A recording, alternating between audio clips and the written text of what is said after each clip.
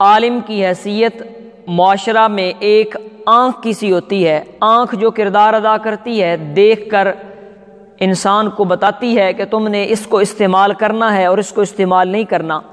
عالم دین بھی ایک آنکھ کی سی حیثیت رکھتا ہے، وہ دیکھ کر لوگوں کو بتاتا ہے کہ کون سا عمل تمہارے لیے جائز ہے اور کون سا ناجائز ہے، کیا چیز حلال ہے، کیا چیز حرام ہے.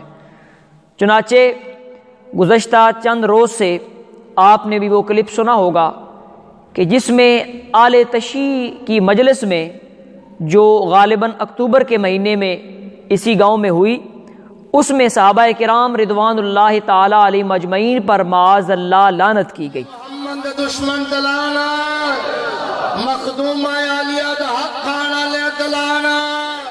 اس پیغام کا مقصد صرف امن ہے، اور ہم الحمدللہ اہل محبت ہیں، اہل سنت، اہل امن ہیں، ہم اہل میلاد ہیں، اہل فساد نہیں، اور ہم دم درود والے ہیں، بم برود والے نہیں.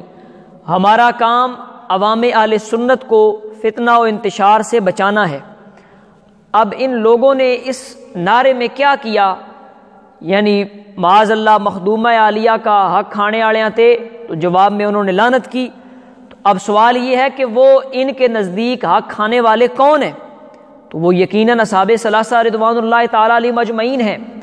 اس واسطے اے اہل پران، امن کی خاطر اور اس گاؤں کو رب کے عذاب سے بچانے کے لیے یہ چند ضروری گزارشات آپ کے سامنے رکھ رہا ہوں. اور یاد رکھو اس سلسلہ میں یہ جامع ترمذی میرے سامنے ہے، رسول اللہ صلی اللہ تعالی علیہ وآلہ وسلم نے اس بات کو بیان فرمایا. حدیث نمبر 2210 ہے. آپ نے فرمایا اذا فعلت امتی 15 خصلۃ حل بها البلاء، جس وقت لوگ 15 کام کریں گے ان پر بلائیں آئیں گی، مصیبتیں آئیں گی. ان میں سے آخری کام آپ نے یہ فرمایا وَلَعَنَ آخِرُ هَذِهِ الْأُمَّةِ أَوَّلَهَا، اس امت کے آخری لوگ پہلوں پر لعنت کریں گے. اب بتاؤ آخری یہی لوگ ہیں، اور انہوں نے پہلوں پر ابو بکر، عمر، عثمان رضی اللہ تعالی عنہم پر لعنت کی. اب فرمایا جب یہ کام ہوں گے تو سرخ آندھی آئیں گی، اور آخر پر فرمایا فَلْيَرْتَقِبُوا عِنْدَ ذَلِكَ رِيحًا حَمْرًا او خَصْفًا وَمَسْعًا، کہ جس وقت صحابہ پر لوگ لعنتیں کرنے لگیں تو اس وقت لوگوں کے چہرے بگاڑے جائیں گے اور لوگوں کو زمین میں دنسایا جائے گا. پھر تم اس چیز کا انتظار کرنا. اس واسطے اس علاقے کو اللہ کے عذاب سے بچانے کے لیے جتنے بھی سرکردہ افراد ہیں، وہ خواہ کمیٹیز کے ممبر ہیں یا مختلف سوسائٹیز میں کام کر رہے ہیں، ہر وہ شخص جو کسی حیثیت کا مالک ہے وہ ان افراد کا سختی سے نوٹس لے اور ان کو بلا کر سمجھائے. وگرنہ یاد رکھو یہ اسی طرح معاملہ آج انہوں نے برسر عام علل اعلان اصحاب ثلاثہ پر لعنت کر دی تو کل یہ معاملہ آگے کہاں تک جائے گا. اور اس کے بعد یاد رکھو عالم کی یہ ذمہ داری ہے. اب آپ میں سے کوئی سننے والا کہہ سکتا ہے جی وہ جو کرتے پھریں آپ کو اس سے کیا ہے؟ تو ہمیں یہ تکلیف ہے اور ہماری یہ ڈیوٹی رسول اللہ صلی اللہ علیہ وآلہ وسلم نے لگائی ہے. اس سلسلہ میں یہ الصواعق المحرقہ یا محرقہ یہ آپ کے سامنے ہے. رسول اللہ صلی اللہ تعالیٰ علیہ وآلہ وسلم کا وہ فرمان سنو کہ عالم کے لیے کتنی وعید ہے. آپ صلی اللہ تعالیٰ علیہ وآلہ وسلم نے فرمایا اذا ظہرت الفتن او البدع وسب اصحابی، جس وقت میرے صحابہ پر لعن طعن کیا جانے لگے یا بدعات ظاہر ہوں تو عالم کو چاہیے کہ وہ اپنے علم کا اظہار کرے. فمن لم يفعل ذلك فعليه لعنۃ اللہ والملائکۃ والناس اجمعین، جو عالم اپنے علم کا اظہار نہیں کرتا اس پر اللہ کی، سارے ملائکہ کی اور سارے لوگوں کی لعنت ہے. اور آگے فرمایا لا يقبل اللہ منہ صرفا ولا عدلا، اللہ اس عالم کا کوئی نفل اور کوئی عبادت قبول نہیں فرمائے گا.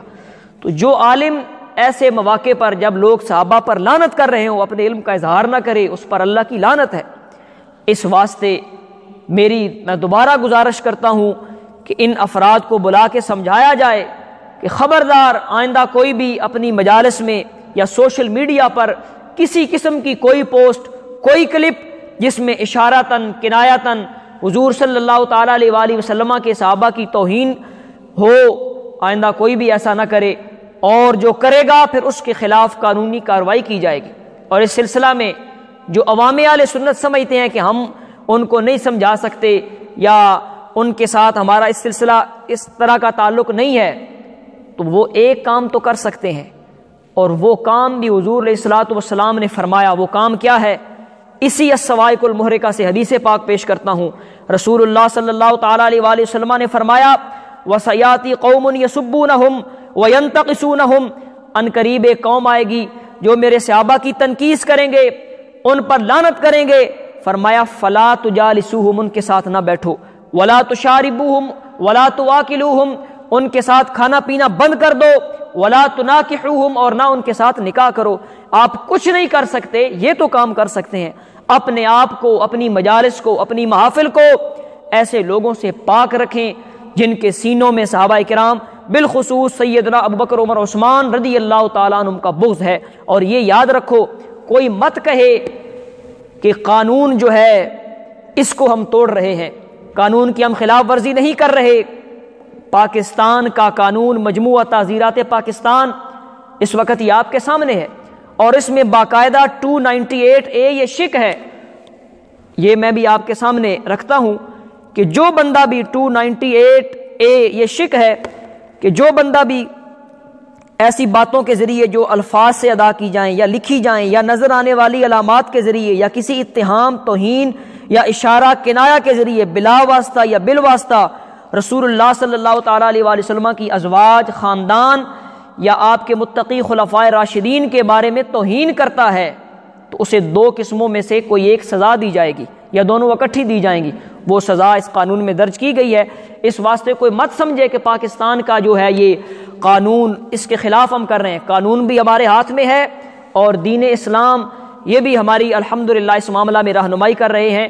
تو میری ہر سنی بندے سے، ہر جس کے سینے میں وہ شخص دھڑکتا دل موجود ہے، میری یہ التجا ہے کہ خدا را ایسے افراد کو ان کاموں سے روکیں اور سختی سے اس کا نوٹس لیا جائے کہ آج انہوں نے علی اعلان معاذ اللہ صحابہ ثلاثہ پر لعنت کر دی، تو کل ان کا معاملہ کہاں تک جائے گا؟ آنے والی نسلوں کو یہ صحابہ کا گستاخ بنا دیں گے۔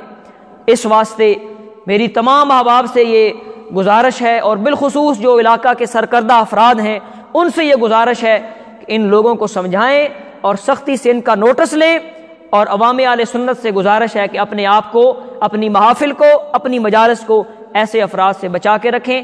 اللہ تبارک و تعالی ہمیں دین حقہ کے مطابق زندگی بسر کرنے کی توفیق